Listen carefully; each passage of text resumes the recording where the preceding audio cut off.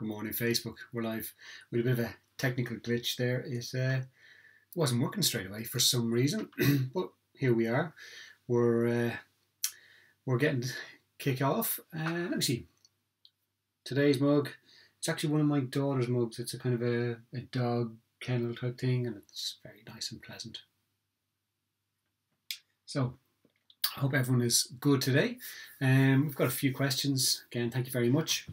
For those of you who've sent in, we're recording for YouTube, our YouTube channel over here. So, hello YouTube, hope everyone's well. We've got a couple of interesting, kind of tough questions. So I appreciate the hard questions. I really do. Really do appreciate the hard questions. So it's a lovely-ish, kind of greyish Thursday morning here in Drogheda in Ireland. Hope wherever you are, it's nice and sunny, or you're having a nice chilled out morning. So we're going to crack straight into it, okay? So, our family has been facing a new dynamic this past year as my husband has been suffering from depression. He isn't a big talker at the best of times, and especially when it is a cause of expressing his feelings.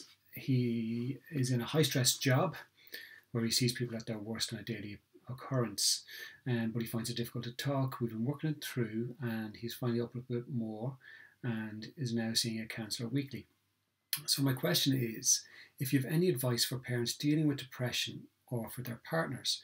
What's been difficult is not always having the support I had in the past with parenting, because sometimes he is just in such a dark place, he isn't able to be as present as he was with our kids, and that's hard for him too. He has always been a very hands-on dad and completely invested in our children.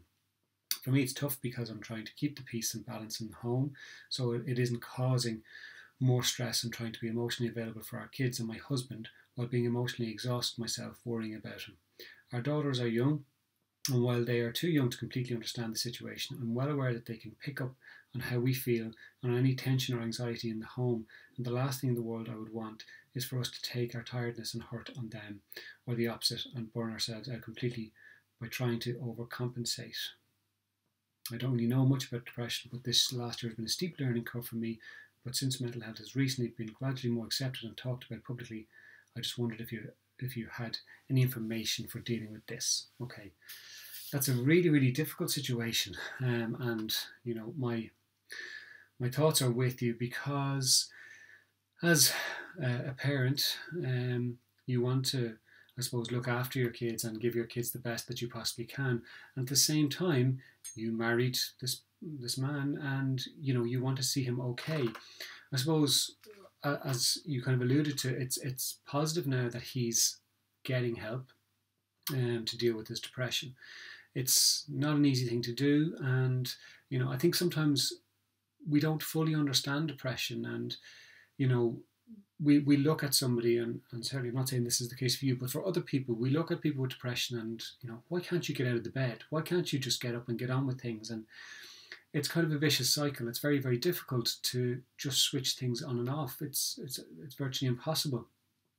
So I suppose the fact that he is getting counselling is a really positive aspect for you. But I suppose the bigger question is, what about you? And you know, I'm sure that there are times where you think like that, and you kind of go through a process of, you know, what about me? How can I kind of cope with things? And then you start to feel guilty for thinking those things, because it's, well, he's the one that's struggling with the depression. I should just be available. But it's impossible to be there all the time, constantly keeping yourself up. It's really difficult. And especially when you're trying to keep the family house going and keep the kids okay, I suppose. So the first thing I'd say is your kids are going to be okay. Many people have grown up with parents who had severe mental illnesses or mental traumas, or, you know, have gone through depression, and they've been okay. So I wouldn't worry too much about it, and especially because your kids are young. They're gonna have a great life with their dad and with their mum, you know, all going well. And, you know, kids are so forgiving, you know, so even if he's not there for them right now, or if he's struggling, don't worry about it. I don't really think it's going to impact on them long term. And I think sometimes, I suppose that opens up a wider question for us as parents. We worry in the micro about things that might happen for our kids, or how we might treat them, or what we might say to them. But on the macro level, they'll forget about 99% of the stuff. So we need to give ourselves permission to make mistakes. It's okay for us to make mistakes. In terms of your supports, I would say it's important that you look for supports yourself. You don't have to do all this on your own. And it may feel like it. It may feel like I just have to keep all the balls up in the air juggling, because if I put one down or put two down, then the whole thing can come crashing down, and that's not going to happen. Now, it doesn't mean that you're not going to have fluctuations where things are good and bad, but I think it's important that you look after your mental health and your well-being as well. So if it means getting a babysitter, if it means asking one of your family or friends to come look after the kids while you go for a walk, go meet somebody else for a cup of coffee, go and see a counsellor yourself, go and get a life coach if need be, where you can talk through what's going on for you and look at what steps you need to put in place to protect yourself. Because if we keep taking weight and keep taking weight and keep taking weight, what happens is we get to a point where we can't take any more and we crumble. And then we feel bad. And then we feel guilty because we haven't been able to keep all the balls in the air, and it's just impossible. So it's really important that we take care of ourselves. And the reality is, if you take care of yourself on an emotional level, you're going to be better able to take care of everybody else. So what I'd say is, keep going with your kids. Encourage your husband to have 10, 15 minutes with them, on and off, throughout the day if possible, or whenever it takes. But so it's not a case of you need to look after these kids for the next 3 hours and he's literally having a meltdown or just not able to function. It's not realistic, and okay, that might add pressure onto you, but giving him drip feeding of kind of 10 minutes where he's getting to have some fun times and it's not overly exhausting for him, it'll help him to feel like he's having a positive impact with his kids as well. And they'll be able to laugh and have some fun together. So encourage that and explain to them, this is what, I think we should try. If it doesn't work, that's okay. At least you're trying something different. Again, look at the activities that your kids are having. If the house is quite doomy and gloomy a lot of the time, get them out. Go out and just play in the garden, go to a local park, run around. Your kids are going to remember that stuff. They really, really will. And, going back to what I was saying earlier, we need to take that pressure off ourselves to really be all things to our kids. It's impossible. And what it does is it sets an impossible bar for our children, because if they think it's, if they look at us not allowing ourselves to make mistakes, they can get a sense of it's not okay to make mistakes, and absolutely it is. It absolutely is okay for all of us to make mistakes, as parents, as workers, as partners, as friends. It's life. It's life. Okay? So if you do want to, explore your own mental health and supporting yourself, do look at in your local area for, counsellors or therapists or coaches, or, get in touch with me and we can have a bit of a dialogue back and forth around it, and we'll go from there. I hope that's of some help for you. Okay, next up we got a couple that are pretty similar. So, my kids are involved in soccer and two also play musical instruments. They enjoy these activities and want to be involved in them, but have to be nagged at constantly to practice. I know they could improve their skills tremendously if they would only make a little effort. How do I encourage them without having to constantly nag and push? That's tough. They're always tough. I suppose that's the thing. All these things are tough. Okay, so you've got kids. They are taking part in soccer and they're playing musical instruments, but they don't practice. But they don't practice enough for whom? Do they practice enough for you, or do they practice enough for them? This is one of those things where parents really kind of struggle with the balance between not pushing too much but encouraging. And what I would say is, it is really important that you set time aside. So be it 10 minutes, like 10 minutes a day is, can be enough to practice. Kids don't need to be practicing 4 or 5 hours, even 1 or 2 hours, unless they want to themselves, or you want them to become a professional athlete, or you want them to become a professional musician.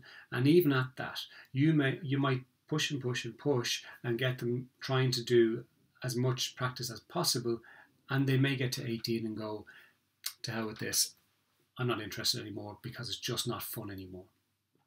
So the fact that they enjoy the activities is really, really important. It's really positive.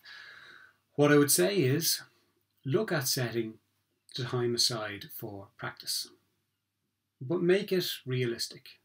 Look at 10, 20 minutes practice, maybe 30 minutes if need be. And then what happens is they go back to their band, or they go back to their team.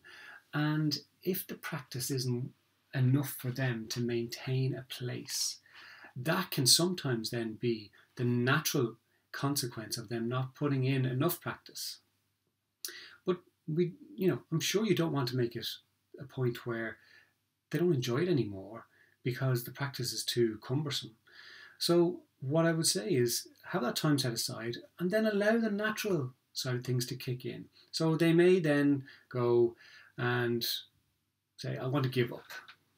And we'll come to that in a second, the next question. But they may go, right, I'm going to work a little bit harder because I don't want to lose my place in the team. I don't want to lose my place in the band. I don't know, that kind of thing. So, but pick a time that's early enough in the day so that you're not trying to get them at 7:30 to go and practice their musical instruments, to go and get a ball and practice some keepy uppies or whatever it might be. Set a time and then go give it a go and see how that works out. And then let nature take its course. Which leads me on to the next one. My daughter, my 14-year-old daughter, wants to quit sports she's always taken part in. Me and my wife feel it's important for her to stay, but she's being quite insistent. What can we do? We think it's important. Okay, so this is something that I come across quite a bit, and it's to do with girls especially giving up sports at 12, 13, 14 years of age. It happens across the board.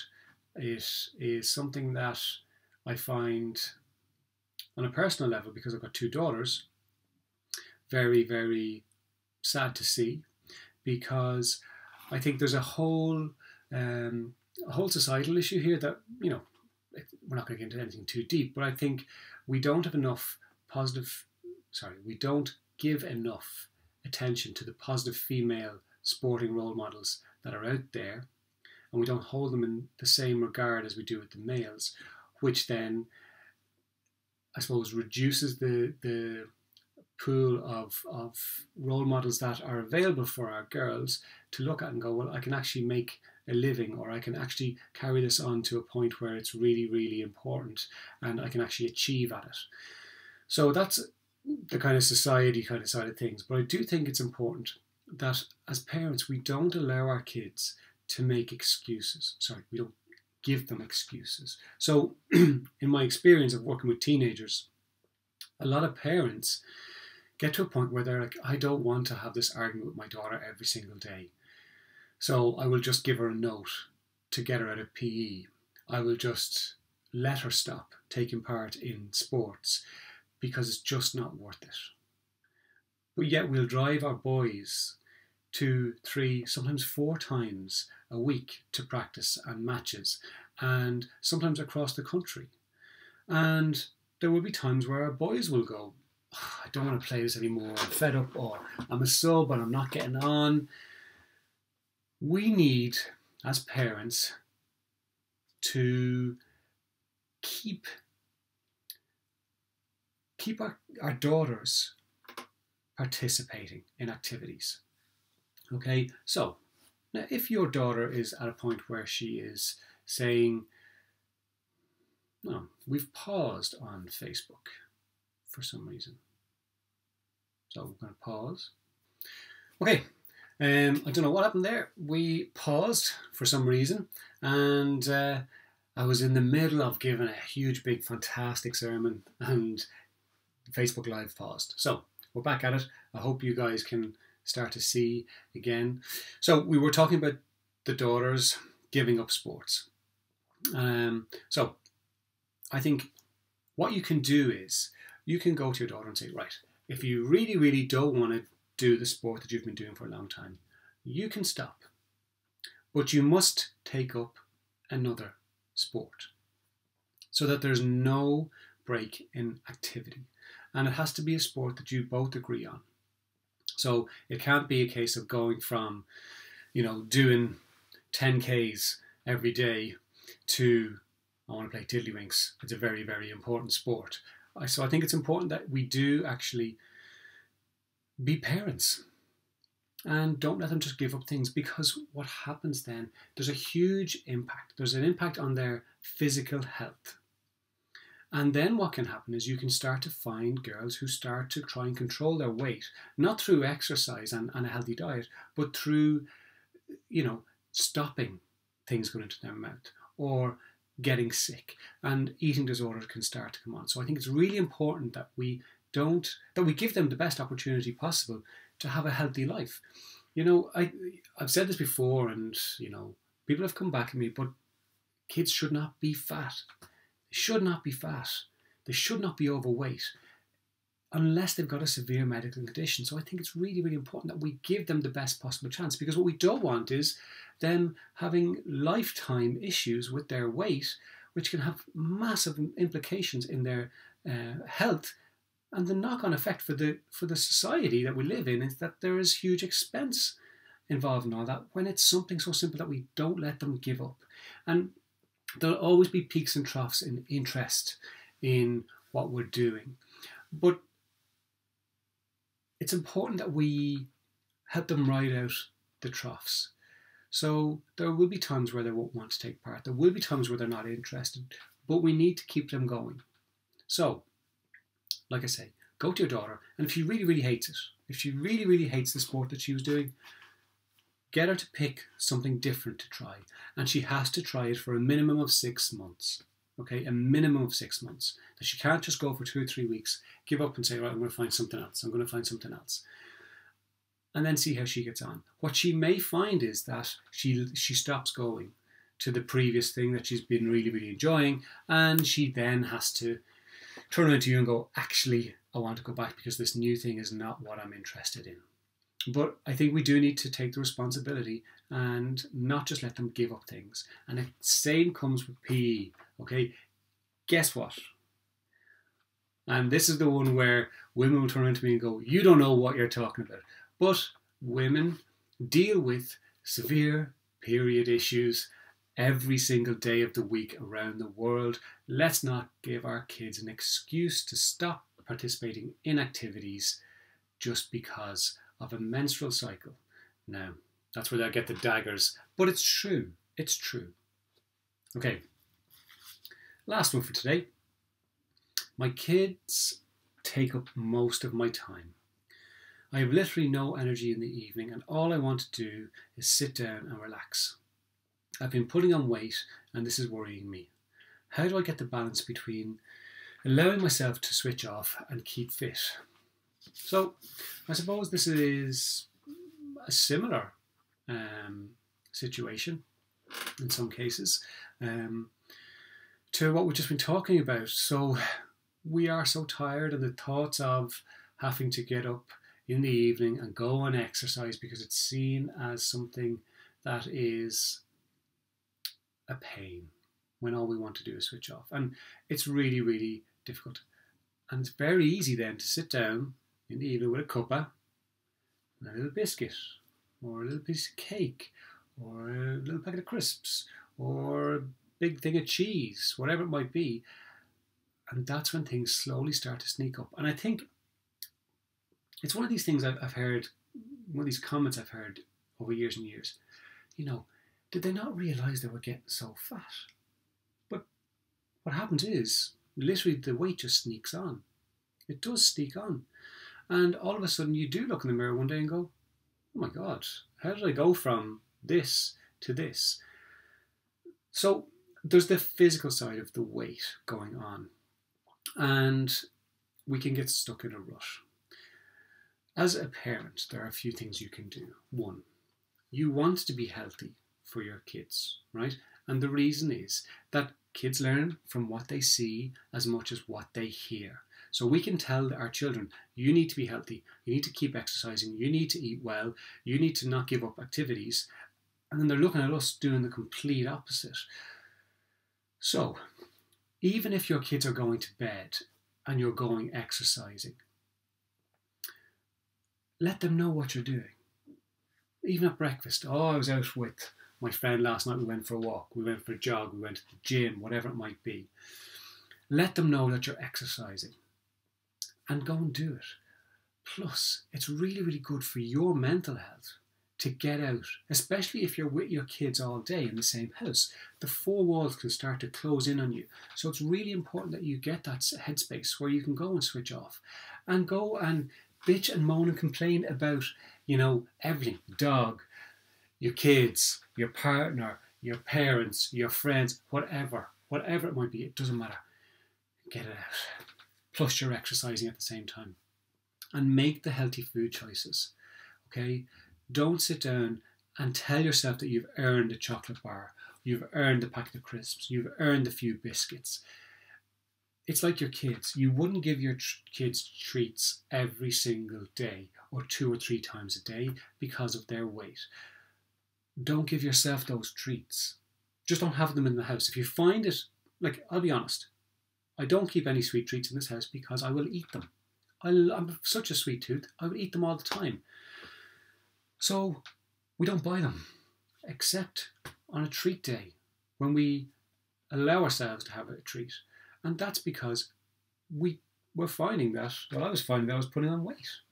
So I had to cut it back. So, I know what you're talking about here. So just don't have the treats in the house. Your kids don't need them in the house, and you don't need them in the house.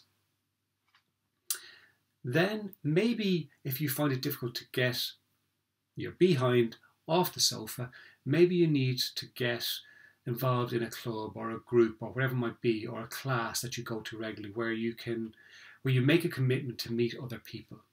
Because it's very easy to say, it's kind of drizzly outside, I don't really want to go.